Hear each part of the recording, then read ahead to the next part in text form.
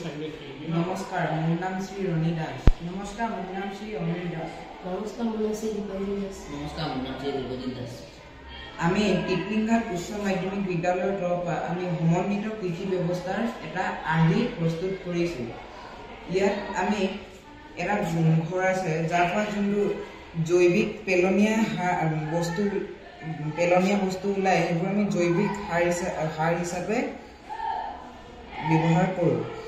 ইয়াত আমাৰ বিভিন্ন ধৰণৰ খেতি কৰিছোঁ য'ত আমাৰ জৈৱিক সাৰটো ব্যৱহাৰ হয়। আৰু ইয়াত আছে আমাৰ গৰু ছাগলীৰ গোহালি, য'ৰ পৰা আমাৰ গোবৰ বা মলমূত্ৰ যোনটো আছে সেইটো আমি ইয়াত গোবৰ গেছ হিচাপে ব্যৱহাৰ কৰিব পাৰোঁ। এই গোবৰ গেছটো ঘৰৰ ৰন্ধনৰ কাৰণেও ব্যৱহাৰ হ'ব পাৰে। ইয়াত আমি মাছ আৰু হাঁহৰ একেলগত পালন কৰিছোঁ, কাৰণ হাঁহে যোনটো মলমূত্ৰ ত্যাগ কৰে সেইটো মাছে নিজৰ খাদ্য হিচাপেও গ্ৰহণ কৰিব পাৰে। নমস্কাৰ।